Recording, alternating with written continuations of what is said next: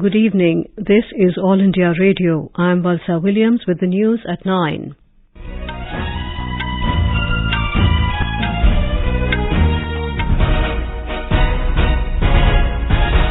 The headlines. Union Home Minister Amit Shah holds high-level meeting in New Delhi to review development and security-related issues of Jammu and Kashmir. 4 terrorists killed in an encounter in Jammu. Security beefed up at Sri Mata Vaishno Devi Shrine and other religious places. India-Australia Economic Cooperation and Trade Agreement to come into force tomorrow. Indian goods to get preferential zero-duty market access in Australia. Country registers 18% reduction in TB cases this year. Cold wave conditions likely to improve in northern parts of the country for next couple of days. Union Home Minister Amit Shah today held a review meeting in New Delhi on the security situation and development aspects of the Union Territory of Jammu and Kashmir. He reviewed the functioning of the security grid and various aspects related to security and gave necessary directions to follow the policy of zero tolerance against terrorism. The Home Minister also reviewed various developmental works being implemented in the Union Territory and emphasized on timely completion of projects. Mr. Shah directed the officials to try their best to achieve 100% saturation of beneficiaries under various schemes and ensure that benefits of development reach every section of society. He said a terror ecosystem comprising elements that aid, abet and sustain the terrorist separatist campaign requires to be dismantled. Lieutenant Governor of Jammu and Kashmir Manoj Sinha, Union Home Secretary, Director Intelligence Bureau, RAW Chief and other senior officials of the government attended the meeting. 4 terrorists were shot dead in Jammu today. Additional Director General of Police Mukesh Singh said a quick response team of the J&K Police noticed an unusual movement of a truck on the national highway. Following this, the Srinagar-bound truck was intercepted by the police at Sidra Bridge. During the search of the truck, heavy volume of fire was opened on us and we retaliated. The driver, in the meanwhile, ran away. In the operation, 4 terrorists have been killed, 7 AK-47s, 1 M4 rifle, that means 8 big weapons, and 3 pistols have been recovered so far. There are other materials belonging to the terrorists which have been recovered, which include pouches and magazines, etc. Everything is being scrutinized and analyzed. Following today's encounter, security has been beefed up at Sri Mata Vaishno Devi Shrine and other religious places in Jammu Division. Talking to AIR News, additional SP Katra, Amit Bhasin said extra deployment has been made at Katra, the base camp of Vaishno Devi Shrine, while vehicles are being put to thorough frisking at entry and exit points to Katra. India-Australia Economic Cooperation and Trade Agreement will come into force from tomorrow. India and Australia signed the Economic Cooperation and Trade Agreement, ECTA, on the 2nd of April this year. ECTA is the first trade agreement of India with a developed country after more than a decade. Our correspondent reports that the agreement encompasses cooperation across the entire gamut of bilateral economic and commercial relations between the two friendly countries.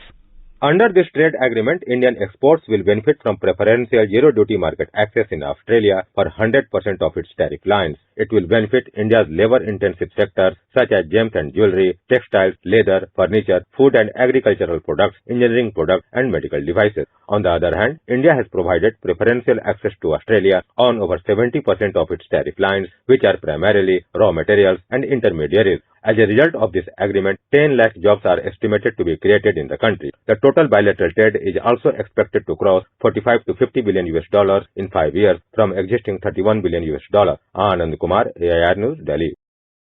This is All India Radio giving you the news. For quick news updates round the clock, follow us on our Twitter handle at AIR News Alerts.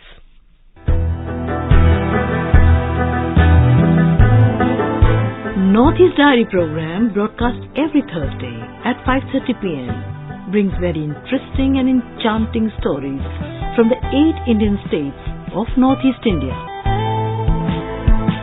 In this week's special year-ender edition of Northeast Diary on the 29th of December 2022, we bring to you snippets and excerpts of stories and interviews from the region broadcast earlier this year that touched our hearts along with heartwarming and uplifting music of the region.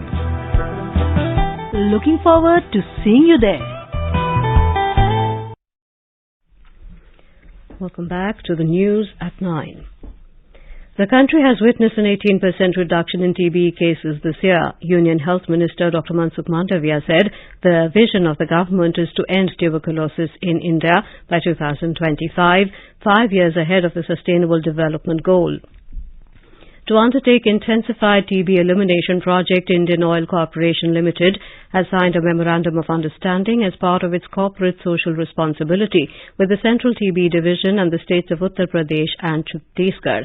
The two states share the highest burden of TB cases among the large states of India. Dr. Mandavia hailed the signing of the MOU and said the diagnostic support provided as part of the MOU will strengthen the efforts to identify TB patients, enabling timely treatment.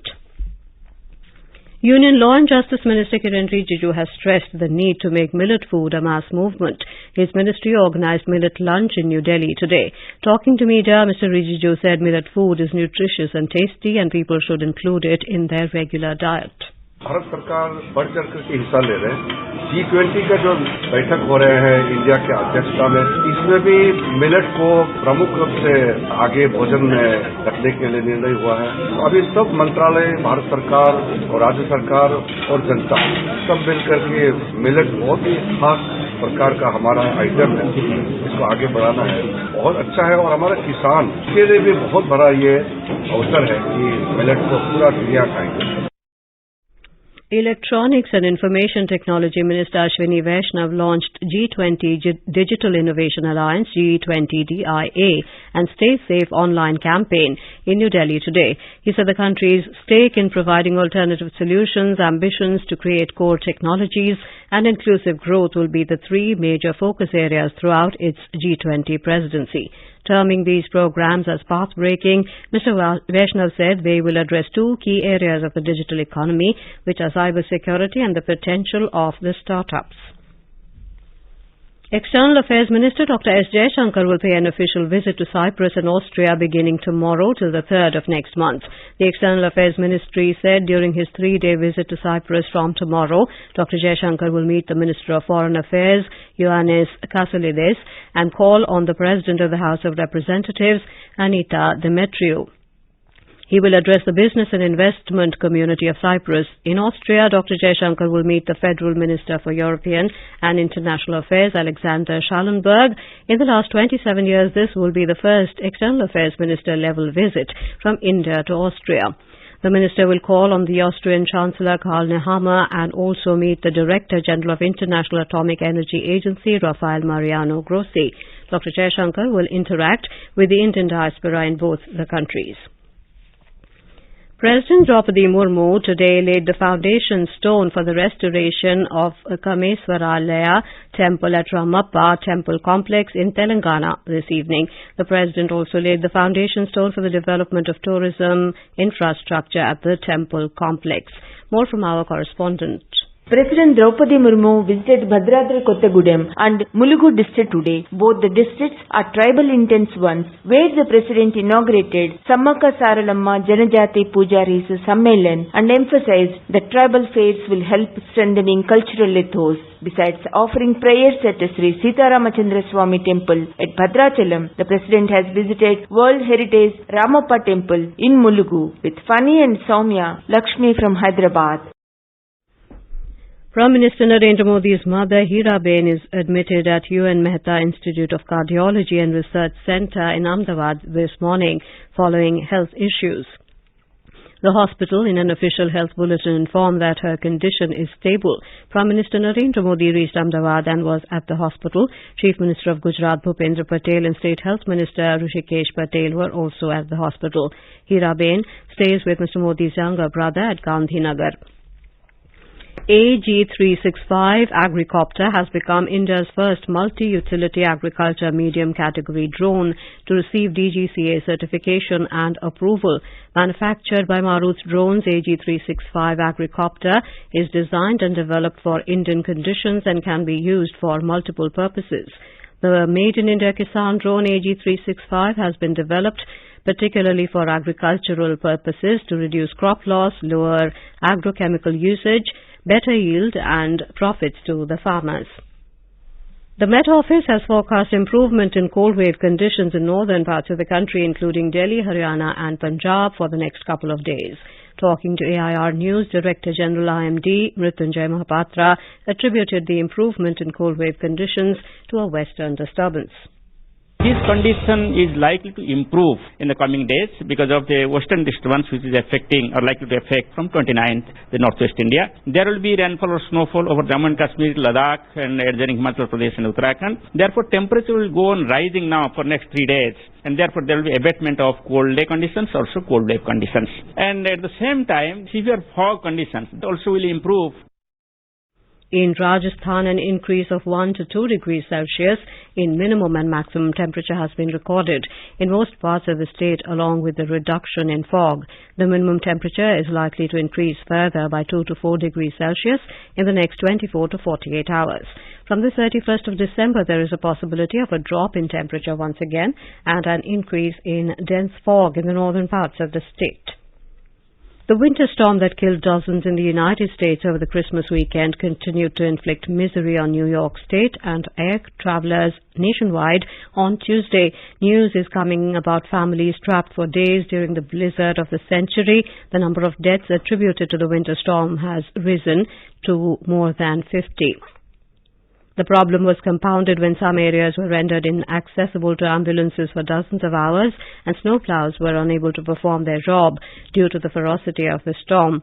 The storm of fierce snow squalls, howling wind and sub-zero temperatures forced the cancellation of almost 20,000 U.S. flights in recent days. U.S. President Joe Biden on Monday approved an emergency declaration for New York State, freeing up funds to help it recover from the disaster.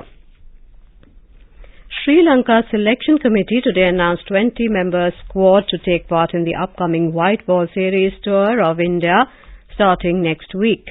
Tasun Shanaka will lead Sri Lanka's T20 international and ODI squads against India. Kushal Mendes will play the role of deputy in the ODIs. BCCI has already announced Indian squad for the series. All-rounder Hardik Pandya will lead the team for 3-match T20 series with Surya Kumar Yadav as his deputy. Hockey India today announced cash prizes for the Indian team and support staff ahead of next month's Men's World Cup to be held at Bhubaneswar and Rourkela in Odisha. Hockey India decided to reward the team members with 25 lakh rupees each in case of winning a gold medal, 15 lakh rupees for winning silver medal, 10 lakh rupees each for bronze. India last stood on the World Cup podium in 1975, where it lifted the coveted title, beating Pakistan in the final held in Kuala Lumpur, Malaysia. Union Minister for Information and Broadcasting Anurag Singh Thakur today launched the official calendar of the Government of India for the year 2023 at a function in New Delhi. Speaking on the occasion, Mr. Thakur said this calendar is a reflection of Prime Minister Narendra Modi's vision of Sabka Saath, Sabka Vikas and Sabka Vishwas. इस calendar में बदलते भारत बढ़ते भारत का 12 बहुत ही प्रभावशाली चित्रों का संकलन है।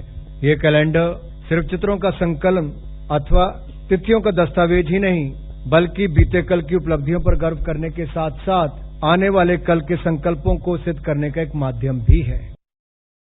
The INB Minister noted that All India Radio News and DD News have been recognized as the two most trusted networks for disseminating news. And now before we end the bulletin, the headlines once again. Union Home Minister Amit Shah holds high-level meeting in New Delhi to review development and security-related issues of Jammu and Kashmir. 4 terrorists killed in an encounter in Jammu, security beefed up at Sri Mata Vaishno Devi Shrine and other religious places. India-Australia Economic Cooperation and Trade Agreement to come into force tomorrow.